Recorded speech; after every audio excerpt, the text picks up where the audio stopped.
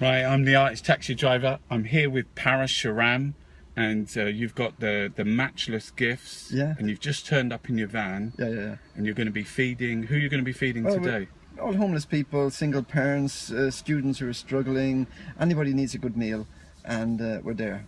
So you have a van, and where do you cook the food? Yeah, we're cooking in Watford. It's where George Harrison bought us a place in Watford. So we're cooking there, 1,000 meals. Collect all the food. Now what's unique about it is the food is all coming from what we call ugly fruit and veg. In other words, it's food that would have been thrown into the landfill. Apples too big, too small, carrots got a bend, bananas straight, maybe got some spots on the banana. Well, got to throw that away. And the supermarkets throw all this wonderful food away. And we've organised with a couple of supermarkets, we collect the food, and we have enough food for 1,000 people a day. So it's really good food, brilliant, and divert from the landfill. So it's actually food waste, Yeah. Food that would be wasted. Yeah. I was heading for the landfill, pollute the water, underwater levels. And they fly all this food in from Africa, from Spain, from America, from all over the world, fly it in at a huge cost to the environment with the airplanes. And they say, well, we don't need this, we'll truck that. The date is close to this, the packet a little bit torn, or some spots on something, you know. So we take all that, and it's the people love it. And you go out, you're down. Do you go to the universities as well? Yeah. We have rickshaws going there because of the congestion charge. So the bicycle rickshaws can go there as much as you want. There's no charge in that. And I go to Kentish Town, Camden, King's Cross, for the homeless people there. So George Harrison from the Beatles. Yeah. Is he still alive? No. His wife comes out. We built him a garden for his memory, you know. But George Harrison, he was always, you know, he was chanting Hare Krishna, and he was a revolutionary and a spiritualist. He was really good guy. So you're a Hare Krishna? Yeah, I'm a Hare Krishna. But Hare Krishna just means we're into spirit. Just like you talked about at the picnic, a change in consciousness. So I was trying to sort my consciousness out, a bit of change, rather than materialism, going for a spiritual. So it's not about religion, it's about what's in the heart, the spirit. But it's amazing as well, because what I found at the picnic is you want to give food to everybody. Yeah. You wasn't discriminating whether. No, they don't need a qualification. They don't need to show their card. No, because actually we're trying to also influence people to take the vegetarian diet, you know, think about what they're eating, what they're putting in their mouth, because you are what you eat. So if you fill yourself with animals have suffered badly, then, you know, it affects your consciousness. And this whole thing about changing consciousness, I think it has to start from within. And then we can change the world. I mean, some of the things that happens with animals, like farmed animals, like cows, for instance, you know, constantly pregnant, artificially inseminated, right. The young, imagine that. And then when they're no good, what do they do with the cow? They chop. Yeah. If it's a male, it's sent off for veal as a pup. You know, it's kept in a small cage, and it's a horror story. It's a horror story, and if the horror stories go on, everything echoes. You know, all the good deeds are echo, all the bad deeds they echo, and they develop what we call karma, a karmic reaction in our country. You know, it can be for the individuals, but also from, you know, society in general. You get to read bad reaction. People got really upset the other day about rightly so, the horrific incident with the lion. Oh yeah. You know, but to understand like how we treat animals in general, you know, the farmed animals. Yeah, see, some animals we choose to have them as pets, like dogs and cats and budgies. And although in Korea we complain, oh, they're eating the dogs in Korea, but the pigs also got consciousness, feelings, emotions. That, you know, they only get to live for 6 months before they get slaughtered. Cows can be very emotional, and horses, and, you know, donkeys, and, you know. So we're nearly, sometimes we choose, okay, these guys are the pets and these guys are the lunch.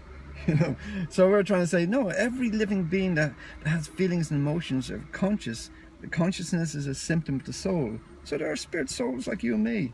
So let them live, you know. I mean, we've got a government at the moment, their priorities are like, they want to bring back fox hunting, for instance. Yeah, you know, it's caveman stuff. But what does that even mean? I don't even understand what's the Well, what they do sometimes, they label the animal. Oh, this is like an evil animal, the badger or the fox, and yeah, so we can. Our duty was to kill that animal with a whole bunch of dogs, you know, at sport. You know, can't you take up table tennis or something?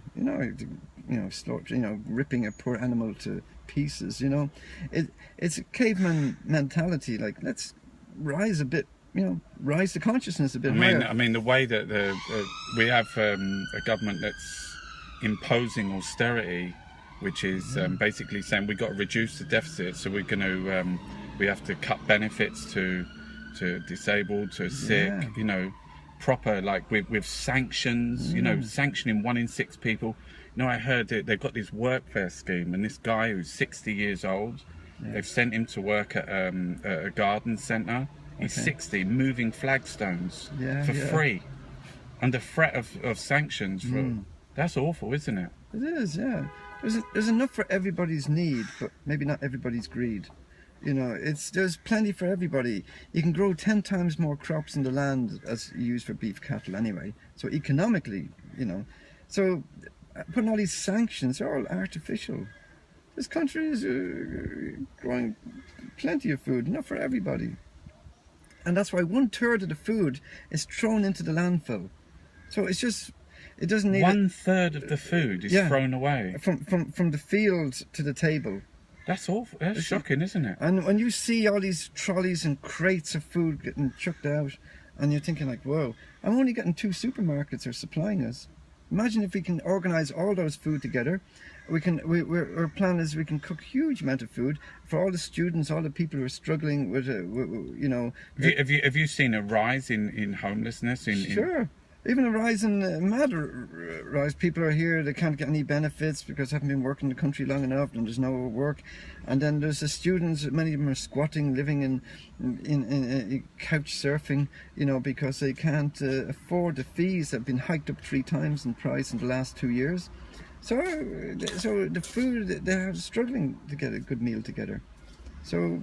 And do you get families ever? Yeah, families of children, everybody all come, single parents. Yeah, people are struggling these days all over. The housing price has risen like, you know, who can afford the houses in London? Everybody's getting forced to go out, but the universities are here, so people have to stay. So everybody's under pressure. You know, there's no question of saving money. It's just, when the students leave, they got about 50 grand in debt. They're not even poor. They have to get 50 grand before they become poor. You know, they're less than poor. You know, they're less than having nothing. You know. Yeah, I mean, it must be amazing for you, you know, how you feel inside. How do you feel? It's incredible for your spirit what you do. Well, it's good. Well, we don't do it just for feeling inside, like as Russell says, a karmic vending machine that you put your money in. But it's you feel human. Well, just share. It's not about you're the poor guy and I'm the good guy and I'm gonna. Yeah. But it's no. Everything belongs to the Lord, so it's not ours. We're only here for a short time in this world. So let's share. You know, at least share. You know. And Hare Krishna, you know, one of the amazing things is I'm performance arts. I used to do a lot of stuff in the streets. Yeah. And people used to, but you know, you sing and dance. Yeah. In the street. We love it. We turned the whole thing into a party, especially in the West End on a Saturday night. We turned it into a party, you know, because in the spiritual world, every step is a dance and every word is a song, you know. So it should be happy. In Sanskrit, it says "Susu kam kartamavayam." It's joyfully performed, joyful. So we're having fun. Because when people see it, they get. Because all creativity, like singing, dancing, is shame-based in our culture, isn't it? Yeah. You know, people laugh or people, oh, what are they doing? Yeah. Nah, people know there's something a bit more to it, you know. And it's a nice thing. Because also, materially speaking, it should be the more you get, the happier you should be. You know, because the more you accumulate, the more money or whatever, wealth, whatever. But if you give everything away, it releases the energy from the soul. The soul feels, hey, this is a bit more in the position we should be all sharing, you know. So it's actually all coming from the heart. It's our natural position to share. It's not a natural position to hoard. It's a and the government is geared towards gross materialism, Like we distribute food at London School of Economics. There, people are seen as human resources. They're not seen as people. They're human resources, like a commodity that you can get and squeeze what you can out of them. So we're trying to encourage people. No, why share it? As everything is here, you know. And but that Katie Hopkins, because with the migrants sorry, the people, the human beings. Even I'm calling them migrants. They're human beings. Yeah. That she called them. She said they were cockroaches. She said, "Show me the bodies. I still don't care." And even the Michael Portillo, he said, "Send them back." Yeah, because like the survivors. But also, who really owns the world? Like in the Falklands, the people, the Argentinians say, "This is our land." No, but actually, you stole it from the locals, and then the English stole it from you. So who really owns this land anyway? And you put a rubber stamp, a rubber flag on it. You know, English, American, Russian. You're making up half of these names, and you claim it as yours. But we're only here for a maximum of 100 years on this planet. You know, we can change our nationality. We can be Irish to change your English passport to American passport. You can change your name, but you can't change what's in the heart, the real self. The body changes. Every 7 years, every cell in our body changes.